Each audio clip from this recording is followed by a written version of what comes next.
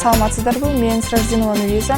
Жардам берүү оңой фондунун клониотерапия волонтерлорунун катышуучусумун.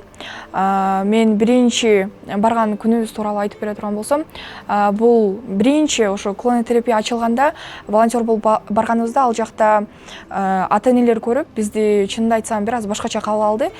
Бул биринчи жолу ачылгандыктан булар кимдер болду экен, же болбосо кайсыл жактан эмне үчүн келди, ушундай суроолор, көйгөйлүү суроолор жаралды десем болот да. Фонд «Помогать легко» — это общественный благотворительный фонд, который был создан в 2014 году. Но именно мы, волонтеры, занимаемся клонотерапией, а иными словами, больничная клоунада. Мы уже больше года посещаем больницу для онкобольных детей. Наша деятельность она заключается в том, что мы развлекаем детей и проводим вместе с ними время.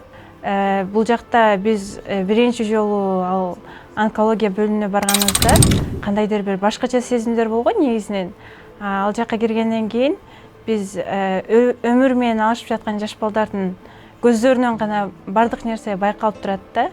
Мына ошол жерге киргенде болушунча өзүбүздү эмоцияларыбызды чыгарбаганга, өзүбүздү кармаганга болушунча аракет кылдык. Бирок биз акыркы палатага киргенде ал жерде бир жаш бала бар экен. Биз ошол менен көбүнчө ойногонго аракет кылдык. Себеби анда башка балдардан өзгөчө эмоция болду.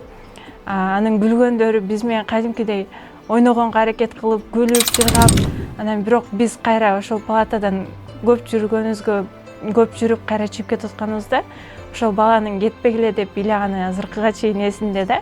Мен ошондо түшүнгөм, то что биздин кичинекей кылган иш аракетибиз аларга ушундай бир чоң нерсе пайда алып келеринчи. Ребенок при контакте не получается с ним составить контакт, потому что ему больно, просто больно. И как-то стараешься обходить, больше гибкость проявляешь к ребенку, больше смеешься, больше даешь ему игрушек, чтобы он пошел с тобой на контакт, не просто чтобы лежал. Иногда это выходит, иногда нет. Когда я первый раз пришла, получается, в палате лежал ребенок, то есть без настроения. И когда мы подошли, он начал раскрываться, то есть другими словами оживать, да, ребенок начал. И мне очень это запомнилось, потому что я поняла, что моя деятельность, то, что я сейчас делаю, она приносит плоды, то есть после ребенок, возможно, пойдет на выздоровление. Это тоже большую роль играет. Психологическое состояние ребенка, также то, как он себя чувствует, большую роль играет в этой болезни, если честно. Вначале нас было 4 или 5, нас было очень мало. И когда мы уже начали посещать и выкладывать разные социальные сети, и мы начали распространять это среди наших одногруппников, и вот так вот оно накопилось. То есть в данное время у нас больше 50 волонтеров. Ыктыярчылык организацияларды издеп баштаганда биздин кураторубуз Светлана Шашенбековна өзү ушул фондко эме кылып калды, бизди чакырып калды. Ошол жака баргыла, өзүңөргө опыт аласыңар, анан бул жакшы, мындайча айтканда жакшы жумуштарга өзүңөр мындай пайда алып келесиңер дегендиктен биз биринчи кызыгып бардык. Бул жакта Айдана айткандай, биз башында 5-6 студент болчубуз, анан бара-бара куратор кайра группалаштарыбызга айтып, башкаларды чакыргыла, ушундай чоңойтуп отуруп, ал жактан болгон мындай пайдаларды көрүп, баары кызыгып келип, анан азыркы учурда биздин студенттердин саны, ыктыярчылардын саны көп эсе өстү десек болот. Биз ар жыл сайын университетибизде кайрымдуулук акцияларын өткөрөбүз.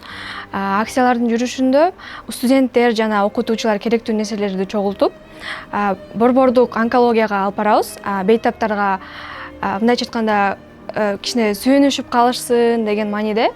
Мы собираем, получается, мыло моющее, средства личной гигиены. Желательно, чтобы они были гипоаллергенные, так как они очень нужны больнице, детям, родителям. Так как они не могут прям всем пользоваться, желательно гипоаллергенные, чтобы были. Также продукты питания, я думаю, им необходимо важны. Получается, если мы соберем достаточно, то мы отправляем, получается, в город Ош и также в городе Бишкек. Быйыл дагы сиздерди 22 апрелде кайрымдуулук акцияга чакырабыз. Сиздердин бизге берген кичинекей болсо дагы кошкон салымыңыздар биз үчүн өтө чоң мааниге ээ. Чтобы их развлекать, нам нужны какие-то вот инструменты, так же как и краски, фломастеры, там, пластилины. Вот. Для этого мы проводим тоже сборы, покупаем все и ездим их развлекать каждую субботу. Мы еще часто делаем, получается, сердечки, чтобы они подарили их маме и вот, показали свою любовь. Мен башка волонтерлорду дагы бул жака чакырып кетет элем. Бул онкологияда ооруган балдар менен иштешүү бул аларга бир жаңы жашоону тартуулайт деп айта кетсем дагы болот.